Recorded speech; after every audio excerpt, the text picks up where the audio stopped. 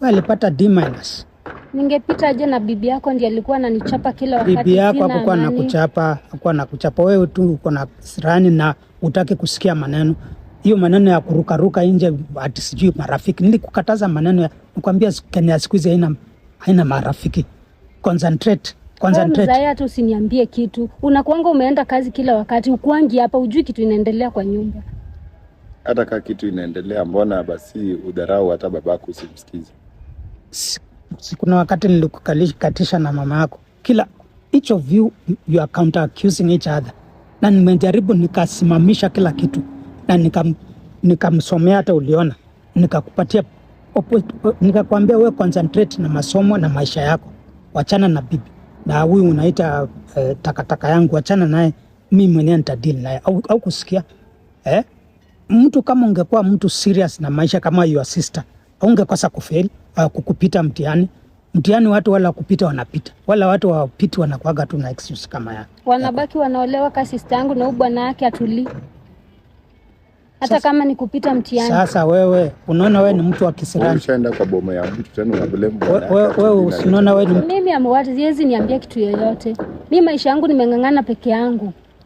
Ukisema ati mnanisaidia. Huyu sister yangu si amenifanya mfanyakazi wake hapa. Bibi yako alikuwa ananichapa kila wakati. Angekufanya aje na wewe hujapita. Sasa hata nikiongea nikikufanya mfanyakazi, venye unavaa, venye unashuka, venye mafuta unapaka. Kwanza hii ni nini? Kila kitu kwa mwili yenye unafanya, nguo, mavazi. Goodness gracious. Hii ni nini? Hii ndio sasa unasema hii ndio ni maisha yangu. Na kuambia umepotoka house. Sasa hii vitu kama hizi hata ona ile nguo unakaa. Unafikiri mwanamume anaweza vumilia, anaweza bwana yake ndiye ako na tamaa, bwana yako ndiye ako na tamaa. Na sasa ukijirusha hivi unafikiria mwana yake ametengenezwa na steel. So unajua is flesh and blood. Nimekukataza hivi vitu. Ona, look at the way are you hollow. Wewe mzai wacha kelele. Nini ilikuwa imekuleta hapa? Nikuleta hapa na kile mambo umefanya ni mambo ya aibu na kukosesha. Kwa nini unaharibia mwenzako ndoto? Aibu. Ni wewe na msichana wako mnaona? Mimi sasa niko na maisha yangu. Nyinyi shirikianeni. Uko na maisha yako na mnaishi kwake. Amekulisha, amekuvisha kila kitu. Hauna shukrani.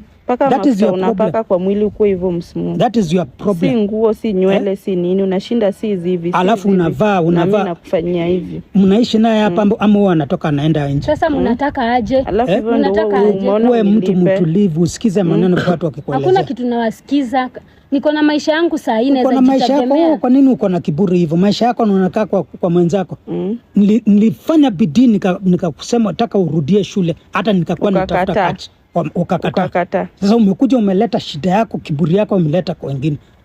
Kukuja kubomoa ndoa yake. What is the problem? Ndoa yako ilibomoka kitambo. Hapana, amebomoa.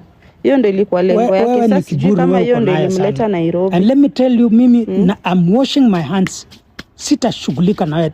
Nitakuset free ufanye vile unataka. Mwenyewe utajifunzia huko mbele. Maana sasa hii kuvumilia watu wanavumilia kwako unaona as if they are joking. Mulikuja hapa kunipigia kelele ya nini? Hapana, tunataka you are not even remorseful my dear. Tunataka usikie. Auoni kama umekosa? Auoni umehatarisha ndoa ya huyu? Unaheshimu hata watu wakubwa wako.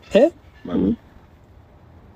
Mbona ni waheshimu? Kama si bibi yake kunichapa kila wakati ningepita mtihani. Bibi yako hakukuwa na kuchapa, kiburi wewe ndio ulikuwa nayo. Una blame your step mom. Tumtoe kambi. Sister yako pia utamblame. Sister yangu. Wewe inakaa pale unasonga ni kublame tu watu. Hata pale sijui utaenda ni kublame tu watu. Lakini si maisha ni yangu, si blame mtu. Sasa unaona unaishi kwako. That is where the problem is. Kama mimi sasa nilikuwa nangoja nikupeleke shule next year na nimeshinda nikikwambia natafuta pesa uinge polytechnic. Mimi nikutafutie tu maisha mzuri kwa saa hii huku nje